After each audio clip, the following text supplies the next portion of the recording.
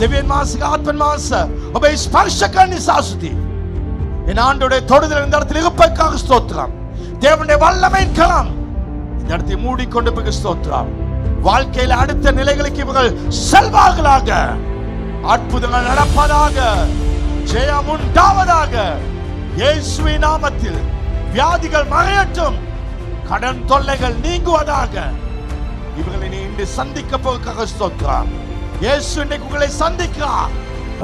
Sister ஷிரோமினே, ශිරෝමී එවන්න මොනාද මම දැන් ඔෆිස් එකේ ඉන්නලා මට පණිවිඩයක් ආවා. මේ සිස්ටර් අසනීපයෙන් මේ ආවා. එදා මම දැක්කම පිසෙලා වැටුණා.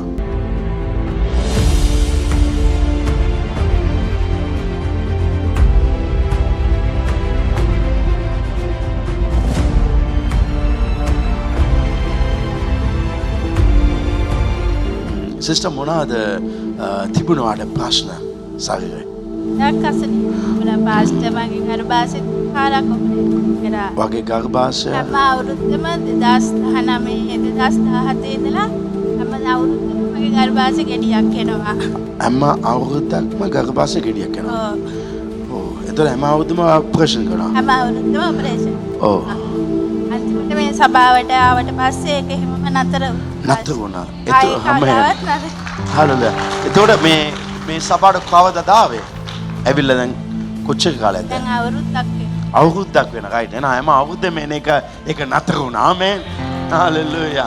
මේ සභාවට ආවම සම්පූර්ණයෙන්ම දෙවනස ඒ ගර්භාෂයේන ගෙඩිය සමස ඉවත් කළා. ඒ ඔපරේෂන් එක සම්පූර්ණ සමනස නැති කළා. இந்த சகோதரி 1.5 மணி தூரத்தில் வராங்க. உங்களோட குடும்பம் எல்லாரும் வராங்க. ஒவ்வொரு வருஷமும் கர்ப்பப்பையில் கட்டி வருமா. ஒவ்வொரு வருஷமும் ஆப்ரேஷன் நடக்குமா. ஆனால் இந்த சர்ச்சுக்கு வந்து ஒரு வருஷம் ஆகுது. இந்த வருஷம் எந்த ஆப்ரேஷனும் இல்லை, கத்தர் ஒரு கட்டியும் இல்லை. ஆமென்.